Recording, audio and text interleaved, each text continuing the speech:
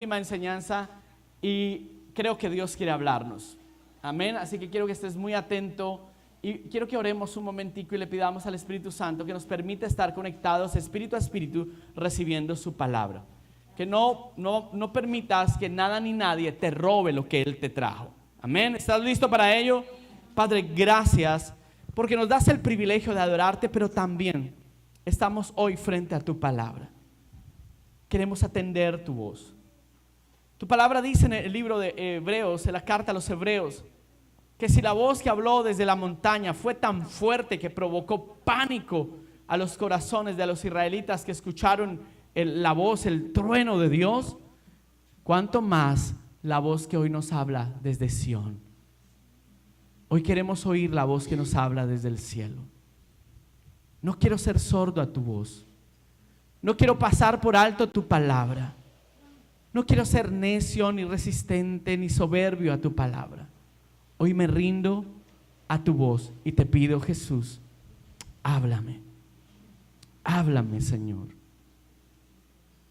Habiendo hablado a los seres humanos en otros tiempos de varias maneras, tu palabra dice en Hebreos, en este tiempo nos has hablado por medio de tu Hijo. Y te pido, Señor Jesús, háblame. Puedes decírselo donde estás, hacer esta oración sencilla. No dejes que nada te robe este momento. Dile, Señor, habla a mi corazón. Quiero oír tu dulce voz. Amén. Ok, hemos estado hablando por algunas semanas acerca de los ídolos o los dioses en guerra, los ídolos que se anidan en nuestro corazón. Hablamos de 4 diferentes categorías de ídolos. Dejamos muchos sin tocar. Hoy podemos hablar del entretenimiento como un ídolo, y hay muchos ídolos hoy que están luchando por tu corazón. ¿Listo?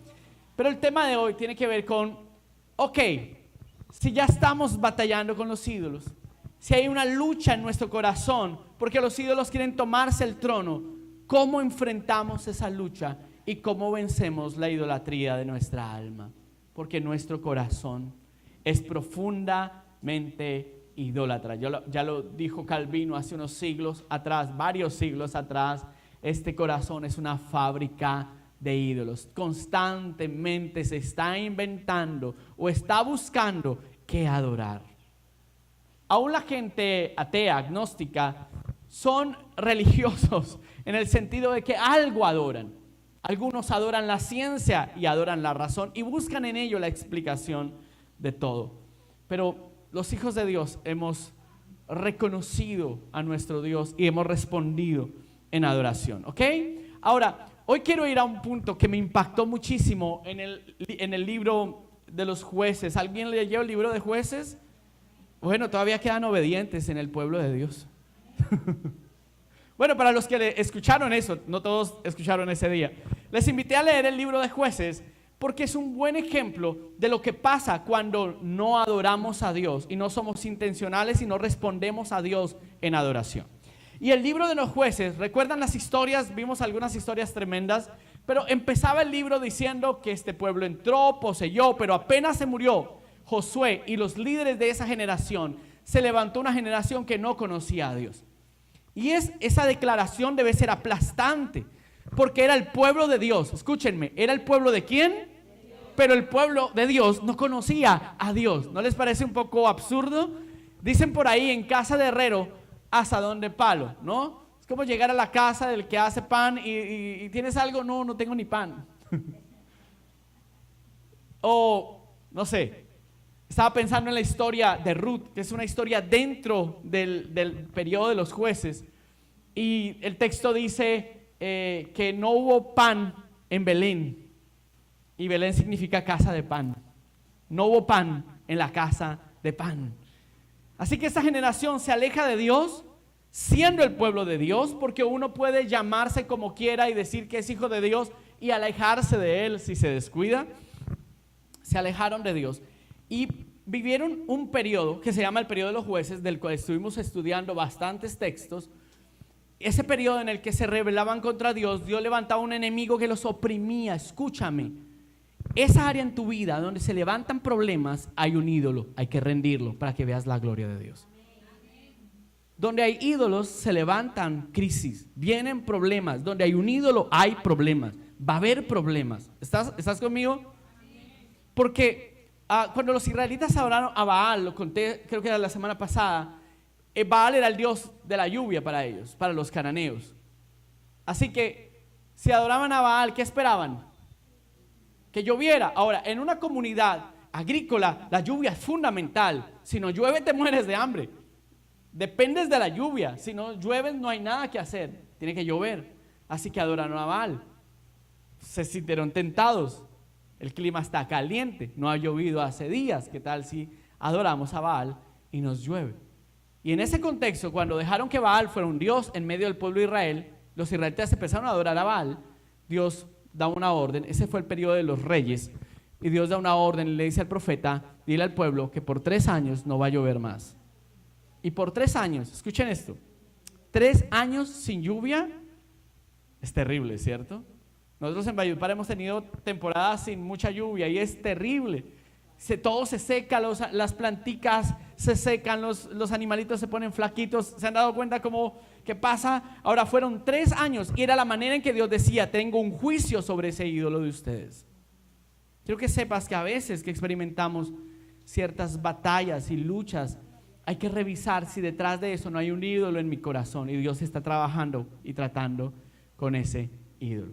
El punto al que quiero ir hoy está en el capítulo 19 de Jueces. Porque lo que vemos en Jueces es, periódicamente pasaba esto: se apartaban de Dios, pecaban contra Dios, se iban tras los ídolos y entonces Dios enviaba o levantaba un pueblo o un enemigo que los oprimía. Y estando en la opresión, ¿qué haces cuando estás angustiado y en las últimas? Mire, esto suena irónico y tal vez a veces hasta un poco masoquista, pero a veces buscamos a Dios en los días de las crisis, porque antes sentimos que podemos solos. Y es terrible, no es un problema de Dios, es un problema de nuestro corazón, ¿cierto? Que cuando las cosas van bien, cuando no hay hambre, entonces yo no necesito ir a la iglesia, no necesito adorar a Dios. Me compré el mercado de la quincena. Pero cuando se está acabando, uno empieza a decir: ay, ahora sí uno se acuerda de Dios, ¿no? Eso le pasó a los israelitas. Entonces empezaban a buscar a Dios con afán, y Dios en su misericordia, porque en Jueces si algo aprendemos es que Dios es paciente. Ahora, no abuses de esa paciencia. Dios es paciente contigo y conmigo, ¿sabías? ¿Lo has experimentado? Lo que hemos recibido no es lo que merecemos. Hemos recibido gracia, pero no la merecemos. Así que Dios fue tan misericordioso con los israelitas. Una y otra vez mandaba un libertador, levantaba un hombre o una mujer, porque hubo mujeres también que levantó, para que fuera el líder en el pueblo y los libertara por un tiempo. Pero cuando se sentían libres, otra vez a los ídolos. ¿Te suena algo en tu vida o no? ¿Estás más allá del bien y del mal? Cuando todo está bien, Dios se hace distante. Pero en la angustia entonces corremos, a veces preguntándole: ¿qué te hiciste?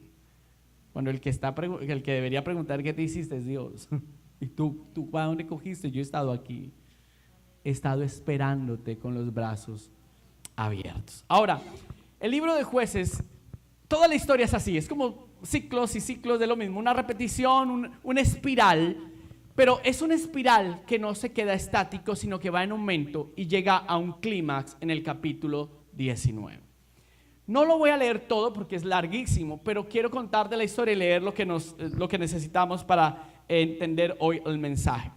En el capítulo 19, la Biblia dice que había un hombre que era levita. ¿Sabes quiénes eran los levitas? ¿No? Los que servían en el templo, los que ayudaban en el templo de alguna manera, llevaban el incienso, ayudaban con los sacrificios. Bueno, hacían una cantidad de cosas. Habían muchos y tenían diferentes tareas. Y este era un levita que un día decidió irse. Perdón, me confundí con otro. Este era un levita que un día peleó con su concubina y la concubina salió y se fue para donde el Papa. Después de unos meses se acordó: ay, peleé con mi concubina. En esa época el concubinato en el pueblo de Israel era algo así como una esposa de segunda categoría. ¿ok? No es el ideal de Dios, ¿no? Era una sucursal, no la principal, más o menos. Ahora, era normal en la época porque la mujer en todas estas generaciones era muy vulnerable. Una mujer siempre dependía de alguien. Me gustaría que algunas feministas escucharan eso, porque siempre pintan el cristianismo como algo patriarcal e impositivo. Pero si tú lees la Biblia, si alguien dignificó a la mujer, fue Dios, y en Cristo Jesús también. Así que en ese contexto, las mujeres, si no las cuidaba papá o el esposo o un hermano, y estaban solas, desamparadas, estaban en un caos tremendo, propensas a la mendicidad o a la prostitución, porque no había quien las cuidara. Por eso les decía, en la historia de Jueces está incrustada la historia de Ruth. ¿Recuerdan la historia de Ruth? Esta mujer israelita que se va para Moab con su esposo, con las esperanzas de encontrar pan y hacer una vida próspera en otro lado, que a veces buscamos la prosperidad en otro lado, pero la prosperidad no está en otro lado, está en un solo lugar, en una persona, y se llama Jesucristo. Y se fueron buscando prosperidad, y resulta que allá en la búsqueda de la prosperidad perdió sus 2 hijos y su esposo y se quedó sola. Quedaron ella y las 2 esposas de sus hijos. ¿Recuerdan la historia? Así que les dice: váyanse a su casa, no tengo nada que darles. Váyanse a sus papás que las cuiden, porque yo ya no tengo nada más. Mis hijos murieron, no tengo que ofrecerles. Y si me casara hoy, tuviera un hijo, ya ustedes serían muy viejitas para que lo esperen. Imagínense. Acepta como estoy. Y el otro ahí, sí. No era viable. Así que ellas se fueron, pero una de ellas, ¿recuerdan de quién se trata esta historia también? Ruth, sí. Noemí era la mamá. Confundí la suegra, sí. La suegra, la mamá de los muchachos que murieron. Así que Ruth le dice: ¿sabes qué? Yo voy a ir donde tú vayas. Tu Dios será mi Dios, tu pueblo será mi pueblo. Y desde ese día decidió: yo no la dejo sola. Qué linda que es la honra en la Biblia, ¿no? Era una mujer anciana, quedaba sola, y Ruth entendió que dejarla sola a una mujer anciana era matarla, condenarla a la muerte. Así que decide acompañarla. Es un acto de fidelidad hermoso en la Biblia, y deciden regresar. Y usted conoce la historia, ¿cierto? Finalmente Dios levanta un redentor, que es tipo de Jesús. En la historia de hoy, el levita pelea con su esposa, va y la recoge y va de regreso hacia donde vivían. Pero Jueces, así como hay historias de gracia incrustadas en Jueces, como la de Noemí y de Ruth, hay historias muy sanguinarias que hablan un poquito de la espiral del pecado.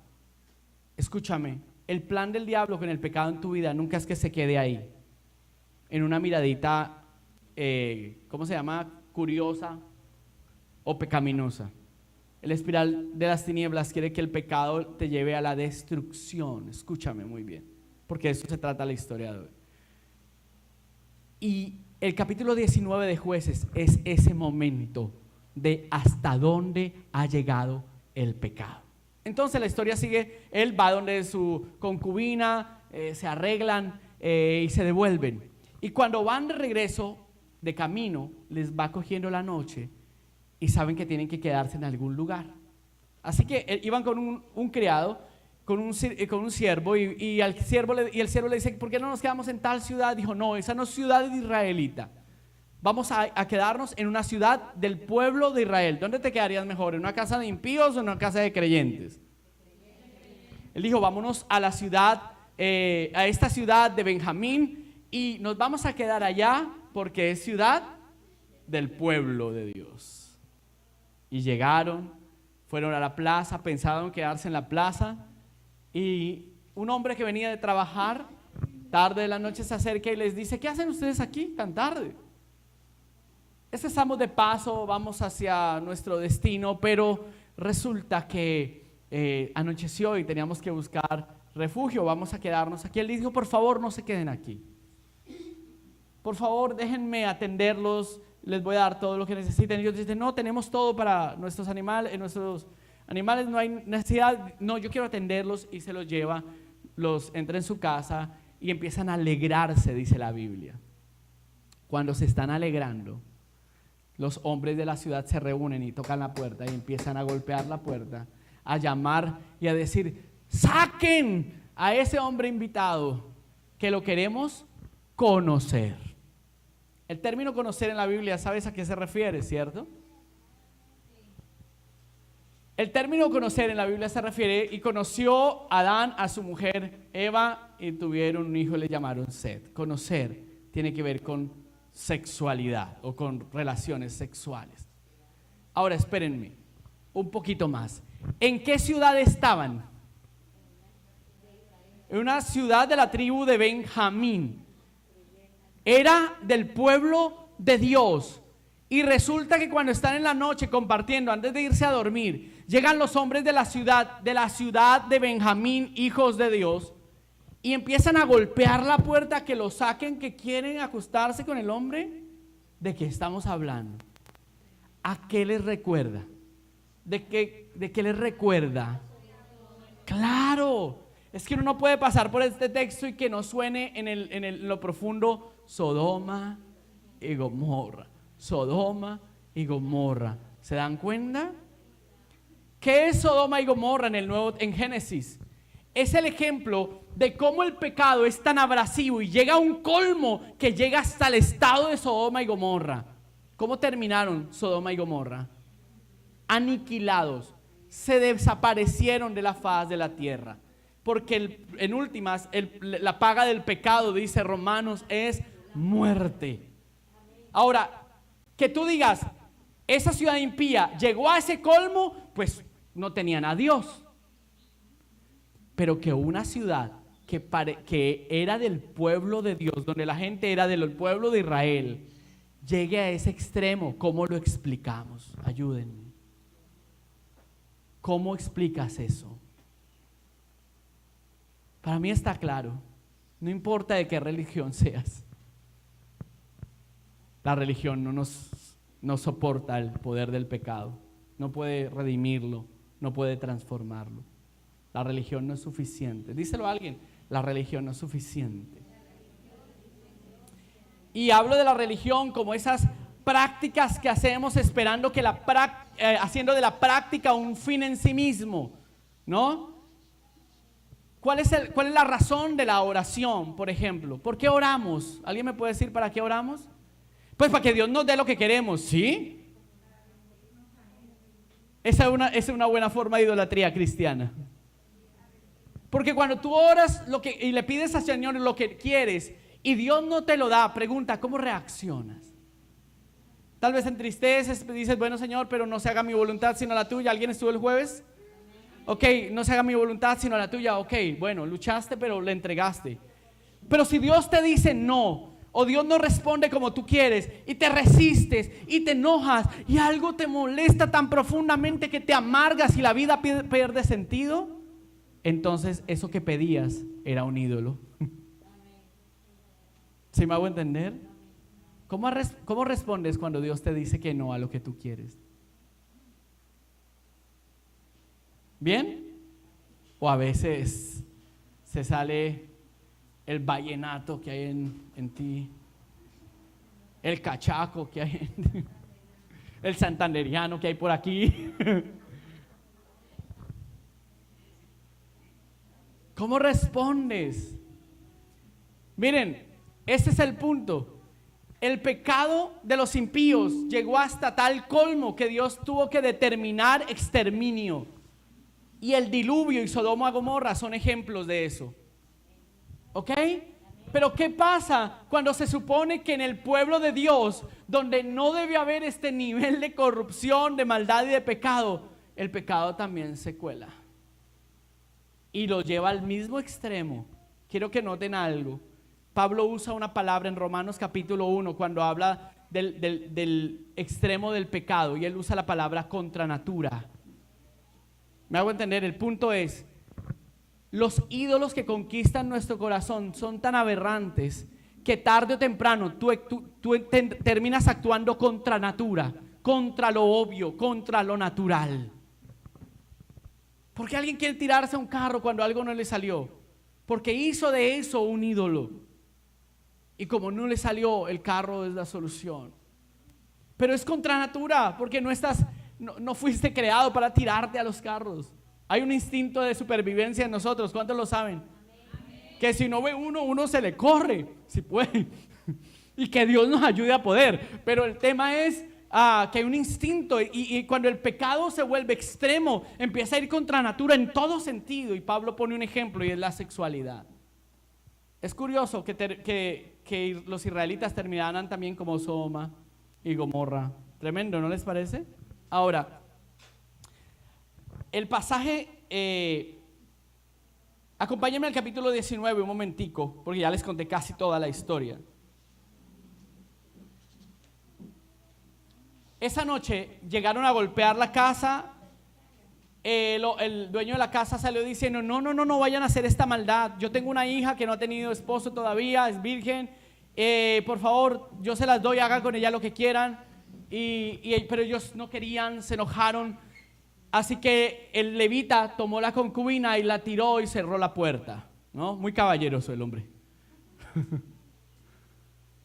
Y dice la palabra que toda la noche estuvieron violentándola, abusando de ella. Y en la mañana, con las fuerzas que tuvo, llegó hasta la puerta de la casa y cayó ahí en la entrada de la casa, en el portal de la casa, tirada.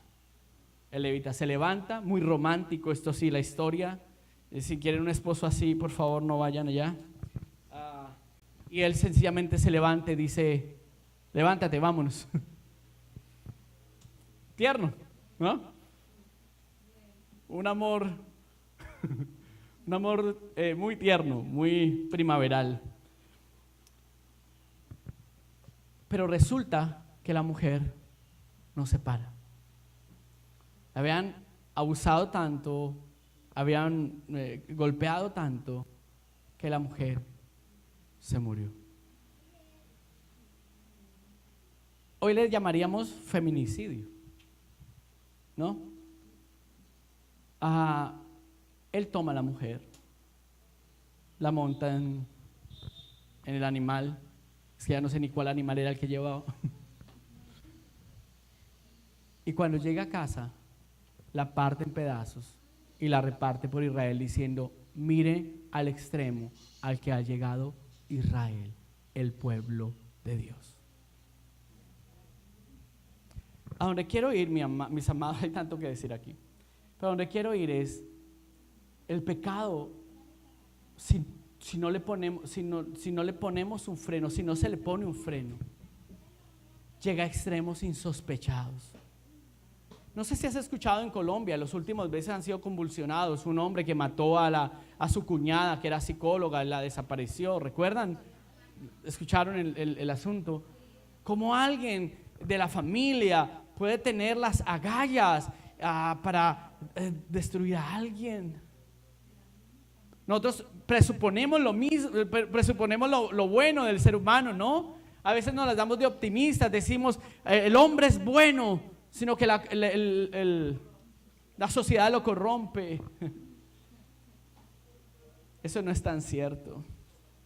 A veces no necesitas sociedad que te corrompa, porque el pecado es un tema del corazón y el pecado corrompe desde adentro, desde lo profundo.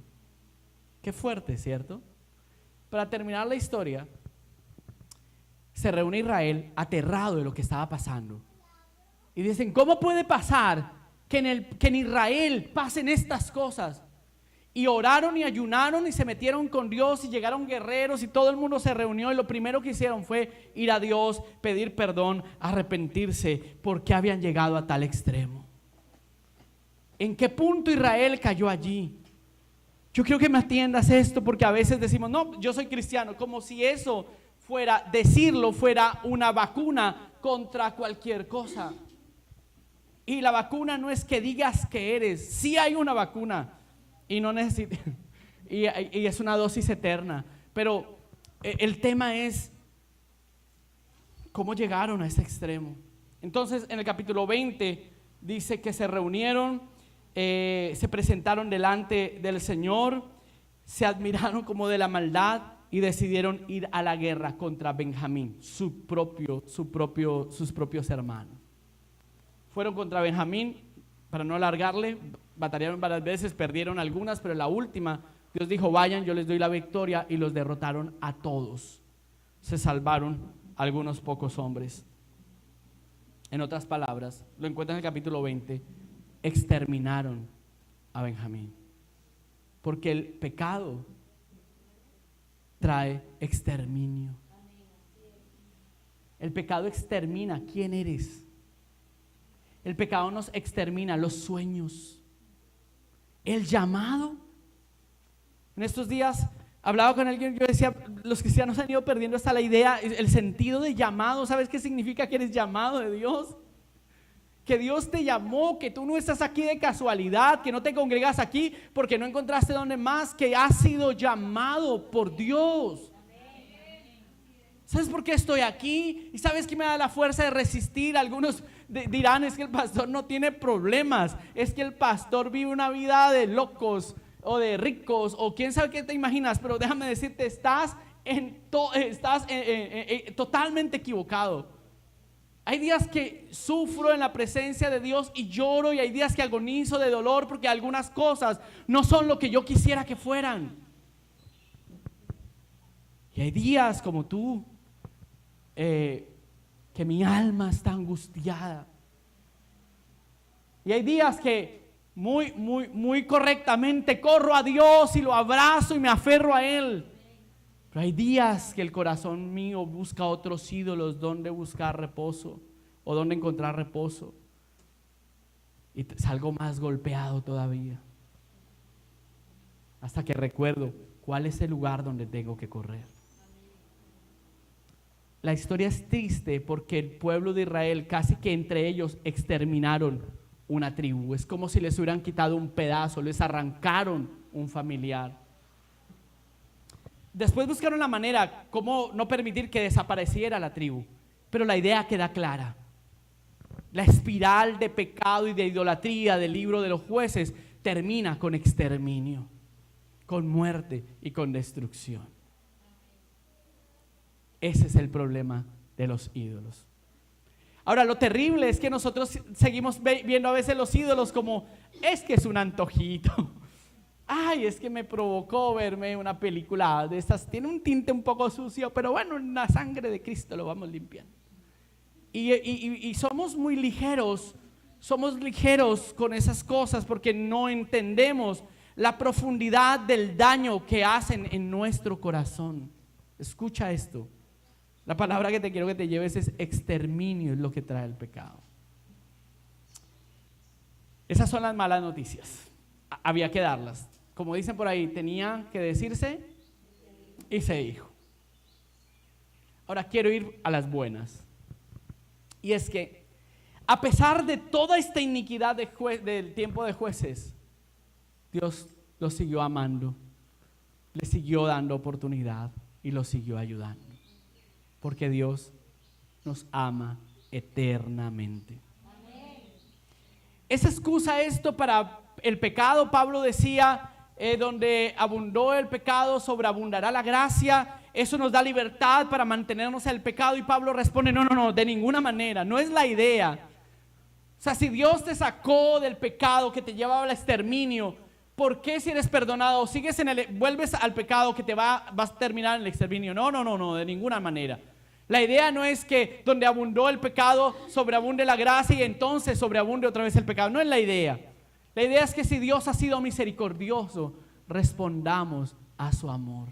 Mira al que está al lado tuyo y dile: Dios quiere que respondas a su amor.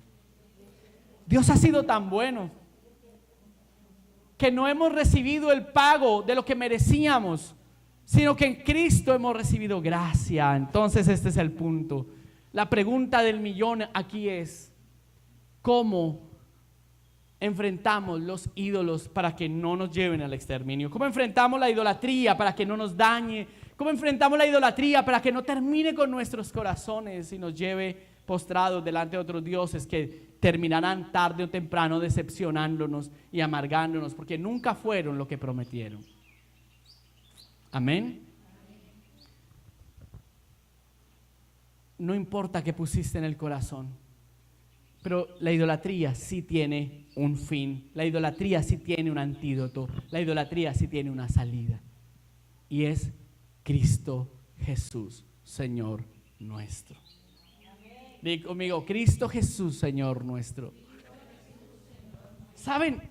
Toda la expectativa del Antiguo Testamento, toda, escúchame con atención, porque algunos creyentes creen que Cristo está en el Nuevo Testamento y que solo vale el Nuevo Testamento porque Cristo solo aparece en el Nuevo Testamento. Y te voy a decir algo, no. Hay muchos momentos donde en el Antiguo Testamento que hay personajes extraños que aparecen y poderosos que solo pueden ser una manifestación, ¿cómo le diríamos a eso? Preencarnada de Cristo. Pero sin embargo, escúcheme, Cristo está en el Antiguo Testamento presente todo el tiempo. ¿Saben por qué? Porque siempre ellos tenían la esperanza, va a venir un libertador, el Mesías prometido. El Mesías, no un Mesías, ¿entiendes? No es un pastor, no es un líder espiritual, es el Mesías, el gran pastor de las ovejas, el Señor y Dios nuestro. Amén, mis amados. Toda la expectativa del Antiguo Testamento se centra en una sola cosa, la esperanza del Mesías. La esperanza del Mesías. Eso esperaban los israelitas, eso esperaban en el Antiguo Testamento. Esperaban, miraban hacia el futuro, esperando y anhelando la manifestación gloriosa del Hijo de Dios, del Mesías, del mensajero divino, de Él, el que es único. Recuerden que en Jueces Él mandó libertadores, ¿cierto? Cada libertador era un tipo de Cristo. Era vendrá uno que lo liberará, pero no así, plenamente. Por eso en Mateo, cuando nos presenta a Jesús, la Biblia dice, le pondrás por nombre Emanuel, que significa Dios ha venido y está entre nosotros. Dios está aquí. Dios está presente, Jehová Shammah en el Antiguo Testamento. Emanuel, Dios aquí y ahora. Dios con nosotros, Dios entre nosotros, Dios en mí. Amén. La solución, escúchalo y grábalo en tu corazón. La idolatría tiene un fin. Y el fin de la idolatría es uno solo. Cristo Jesús es el fin de la idolatría. Porque cuando te llenas de Cristo y tu alma se llena de Jesús, ya no hay espacio para nada más. El tema es, pastor, ¿cómo soluciono el tema de la idolatría? Porque mi corazón es una fábrica de hilos. ¿Cómo lo soluciono? Llénate de Cristo. Díselo a alguien, por favor, díselo.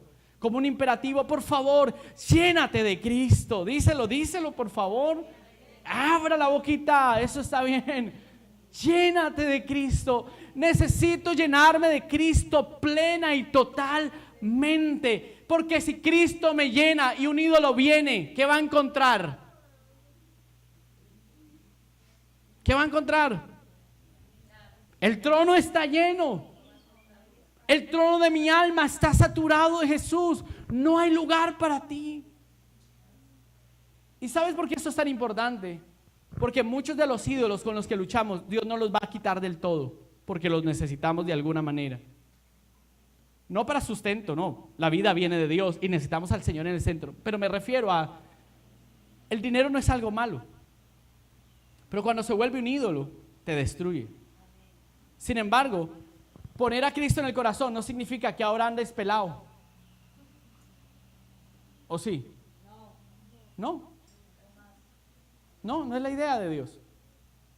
Significará que ahora eres generoso, por ejemplo, porque cuando uno ama el dinero puede estar tapado en plata, pero tacaño es. Eso sí es, póngale la firma. Cuando uno ama el dinero puede estar, pero los millones te pueden estar rebosando. Pero mire, esa mano no la abre ni Mandrake, ni Hulk. Pero cuando el corazón ya no idolatra el dinero, puedes estar bendecido, puedes tener abundancia, porque aprendiste que Dios es primero y que haces todo lo que Dios diga. Y entonces puedes ser, por ejemplo, generoso. Amén. Y otros ejemplos de cosas que podríamos usar mal y no, pero que podríamos usar mal porque son cosas buenas que potencialmente si las pones en el trono del corazón se vuelven ídolos. Cualquier cosa buena podría volverse un ídolo. El tema es que Dios no necesariamente los va a quitar totalmente, sino que tengo que aprender a vivir de tal manera que Cristo me llene y lo demás sea añadidura. ¿Recuerdan este pasaje de Mateo 6:33? Mas buscad primeramente el reino de Dios. Acompáñenme un momentico a Efesios, por favor.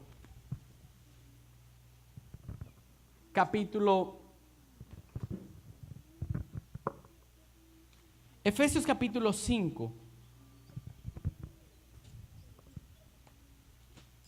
La solución a la idolatría es ser llenos de Cristo.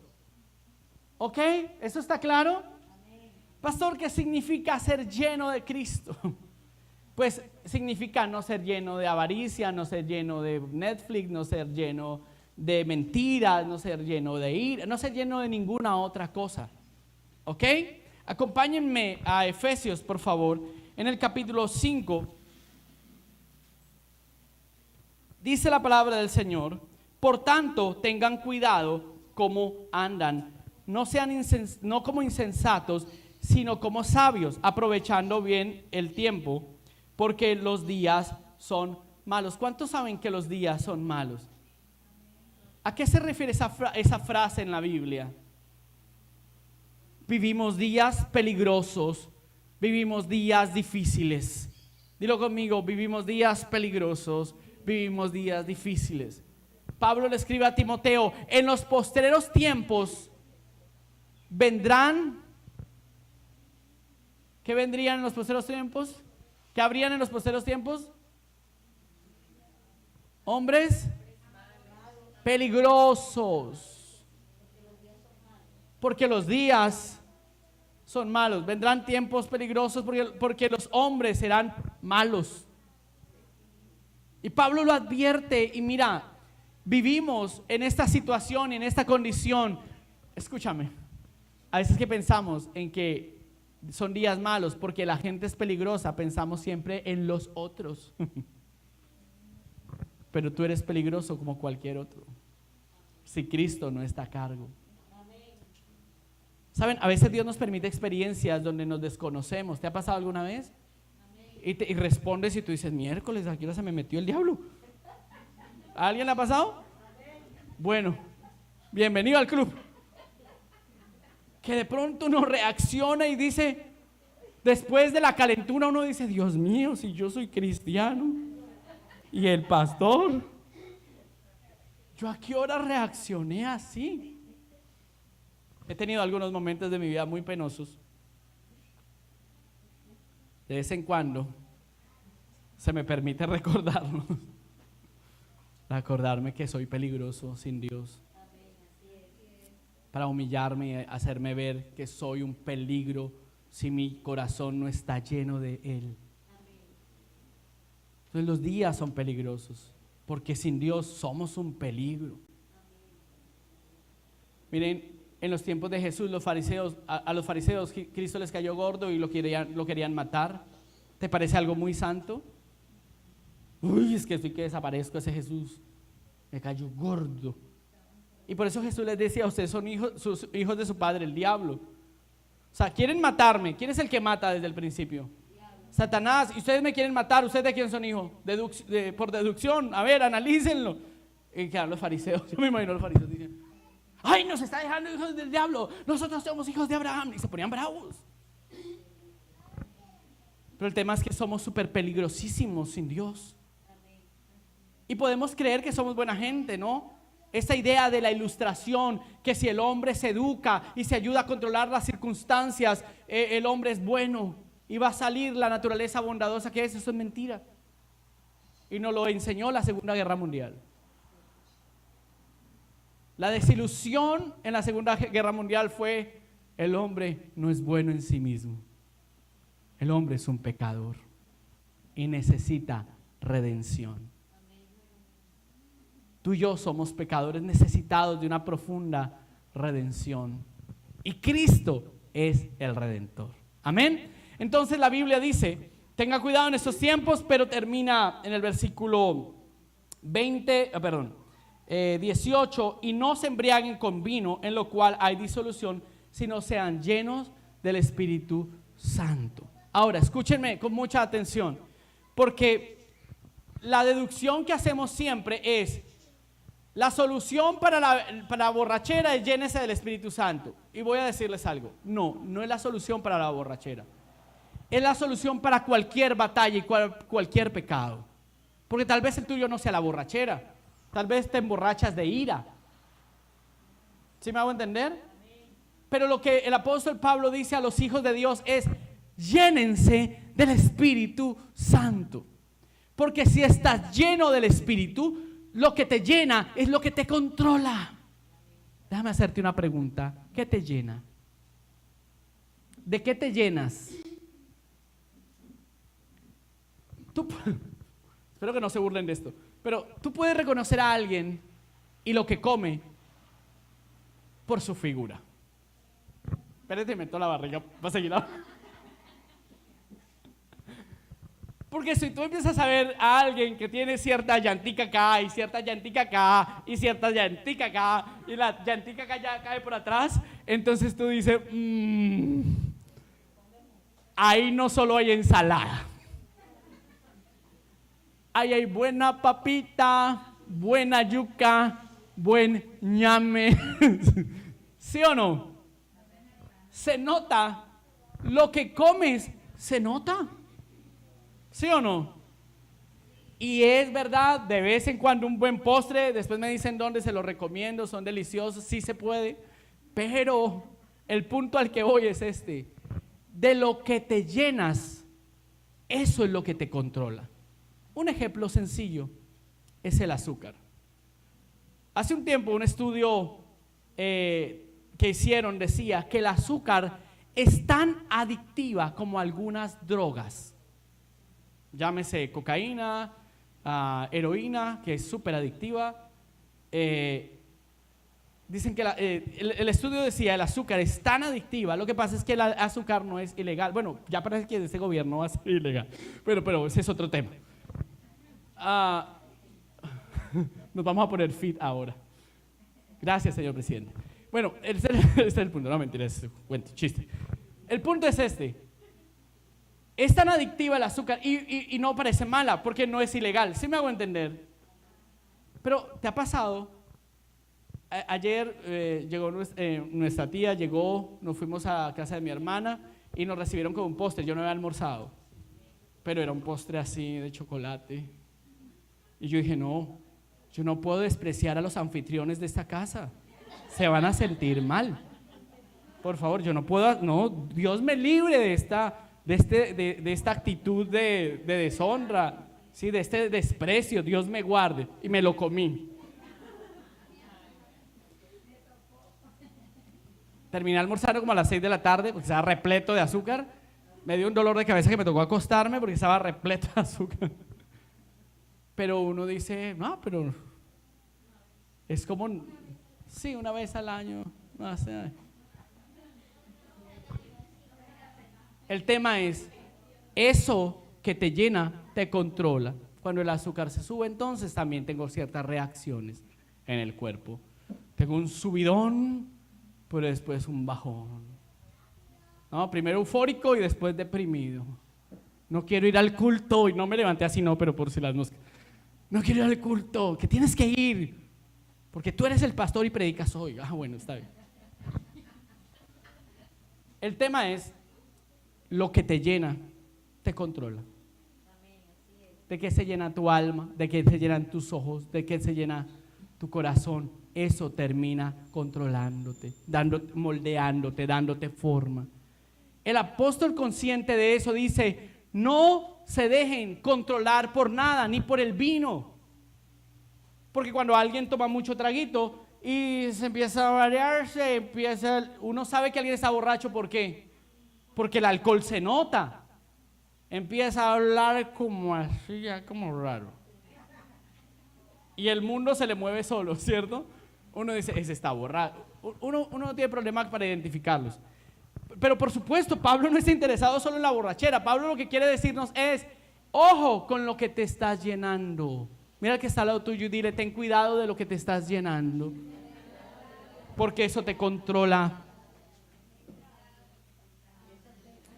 Y la propuesta de Pablo es, ustedes son de Cristo, llénense de Cristo para que Cristo los controle. ¿Cuántos dicen amén a eso? Amén, fuerte, dígalo, yo lo creo, lo recibo, amén, aleluya. Claro, imagínate que te llenes de Cristo, ¿cómo vas a responder a la ofensa? Sonó el grillo. Imagínate que te llenes de Cristo, ¿cómo vas a responder al menosprecio de alguien? ¿Cómo vas a responder cuando alguien te maldice? ¿Cómo respondes cuando estás lleno de Cristo? Bendiciendo, perdonando, amando. Ay, ay, ay.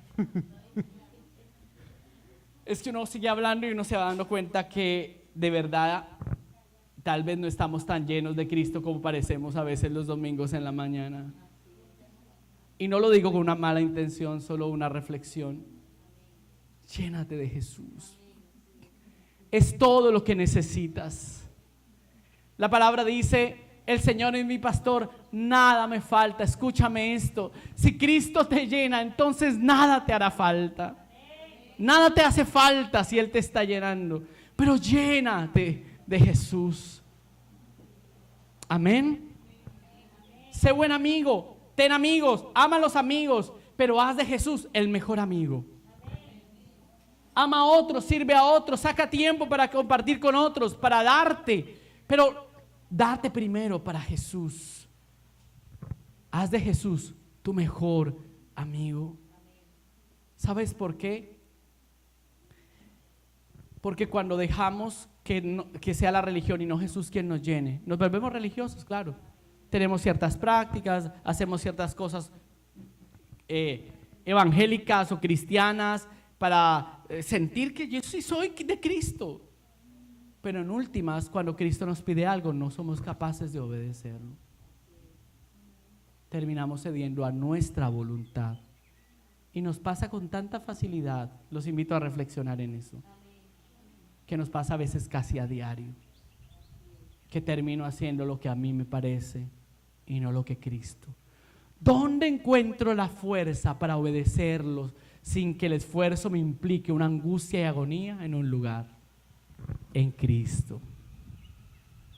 ¿Cómo vencer el chisme y la murmuración? Porque yo creo que puedo cambiar el mundo y que yo tengo la solución que otros no tienen. Llénate de Cristo, porque Cristo te hace humilde y te hace ver que tú y yo no podemos sin Él, que solo llenos de Jesús lo podemos lograr.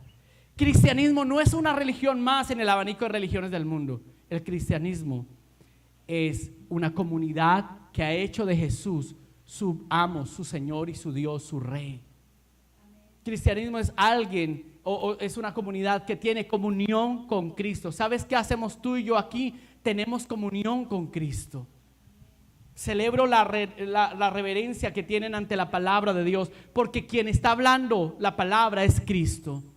Yo no lo soy, por supuesto, pero la palabra que está siendo predicada es la palabra de Cristo. Entonces debo toda reverencia y toda honra, porque si quieres llenarte de Cristo hay una manera sencilla. Voy a terminar con esto para decirles, como dice por ahí, se la dejo ahí. Alaben entre ustedes con salmos, cantos, himnos espirituales con el corazón al Señor, con su corazón al Señor. Den siempre gracias por todo en el nombre de nuestro Señor Jesucristo, a Dios el Padre. Sométanse unos a otros en el temor de Cristo. Pastor, listo, ya me llevo el mensaje. ¿Tengo que llenarme de? ¿Tengo que llenar mi vida de quién? De Cristo. ¿Saturar mi vida de quién? De Cristo. Por favor, vete a saturar tu vida de Cristo. Pero pastor, bueno, de manera sencilla, ¿cómo lo hago? La respuesta es una sola: adora. Adora. Ahora, algunos entienden adorar como canta, canta, pastor, con esa voz de tarro. No estoy hablando de cantar.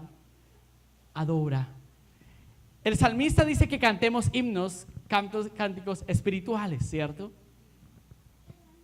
La respuesta al Dios eterno, grande, poderoso y fiel, que envió al Salvador, al Mesías, a nuestro Señor Jesucristo, que se hizo carne para salvarnos, la respuesta adecuada es: adora. Y la adoración significa por lo menos tres cosas. Significa, por un lado, arrepentimiento, de lo que no se ha hablado hoy mucho, porque parece que se habló mucho en el pasado y ya no queremos hablar de arrepentimiento. Arrepentimiento es esa capacidad de reconocer que hay áreas de mi vida que no están llenas de Cristo y tengo que ir a Cristo y pedirle que Él me llene, porque yo he tratado de llenarlas con otras cosas que no me sacian. Adora. ¿Cómo? Arrepintiéndote es una manera de adorar, de rendirte, de someterte. ¿Se acuerdan del texto que leímos la semana pasada terminando Santiago, capítulo 4, si no estoy mal? Dice: sométanse a Dios. Eso es arrepentimiento, eso es rendición. Eso es, como decíamos el jueves, no se haga mi voluntad sino la tuya. Fue la oración misma de Jesús en la tierra.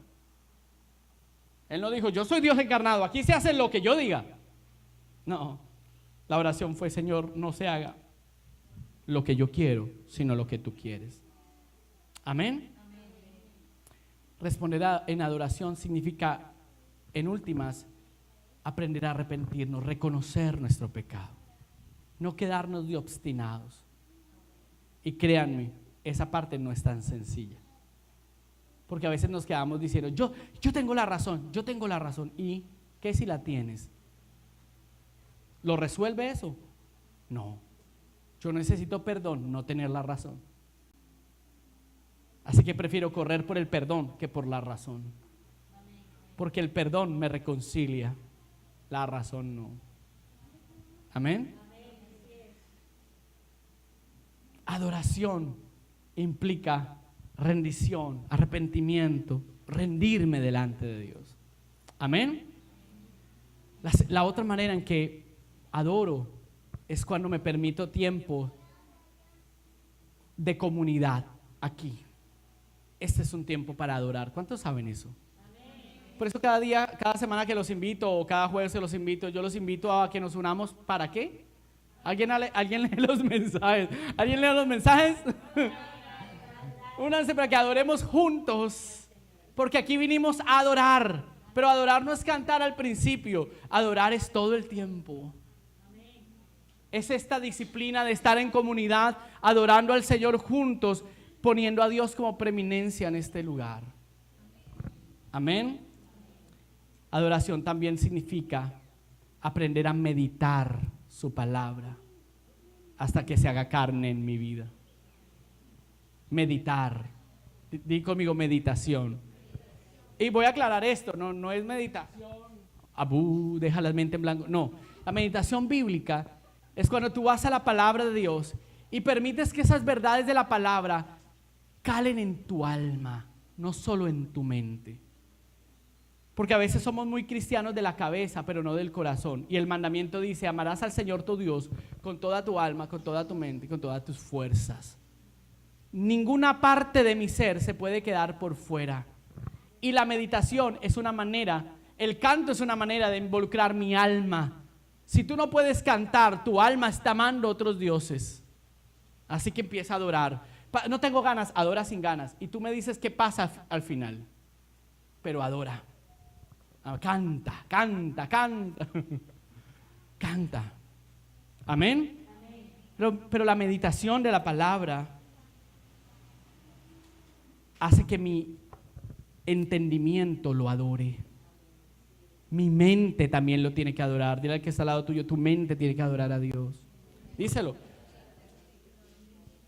Porque a veces usamos la mente solo para pensar, maquinar cómo resolver problemas. Usamos la mente para recordar lo que nos hicieron. Usamos la mente, ¿sabes para qué es la mente? Para que adores. ¿Cómo adora a Dios? Cuando vas a la palabra y te quedas y tomas un tiempo intencional para meditar la palabra y dejar que esa palabra de la mente también baje al corazón y se vuelva carne.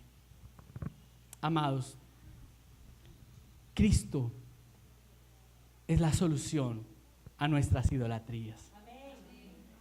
Pero no Cristo como un personaje religioso del cual escucho hablar, sino Cristo como el Salvador con el que me relaciono a diario, con el que paso tiempo, con el que vivo una experiencia real. Mi amado, necesitas una experiencia íntima y personal con Jesucristo, o estarás engañado yendo a la iglesia creyendo que eres un cristiano, pero no tienes comunión con Cristo. Entonces no hay una realidad de vida, entonces no hay fuerza para decir no al pecado, no hay fuerza para decir sí a lo que Dios me dice, y nos dejamos llevar por lo que las emociones nos están dictando.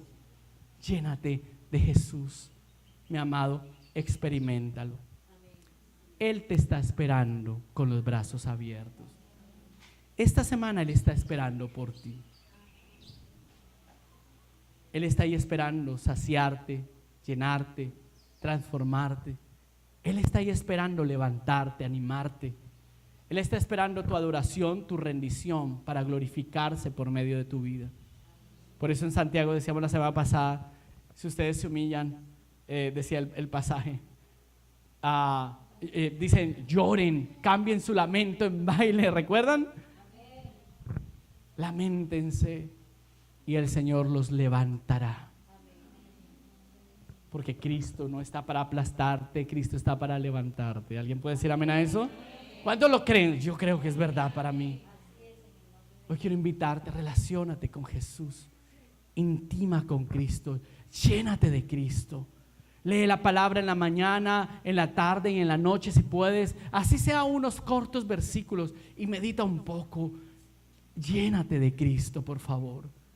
Creo que cuando la Biblia dice que los días serán difíciles o son difíciles, también es porque tenemos muchas cosas de que llenarnos, ¿cierto? Uno se levanta y ya está sonando un radio, el alarma, WhatsApp manda mensajes, hay mensajes por Instagram, hay mensajes por Facebook, hay mensajes por todos lados y todo quiere llamar tu atención. Escúchame, y tienes que parar un momento, quitar todo eso de lado y decir: Señor, necesito primero conectarme contigo, necesito oír tu voz, porque de otra manera no resistiré ni saldré victorioso.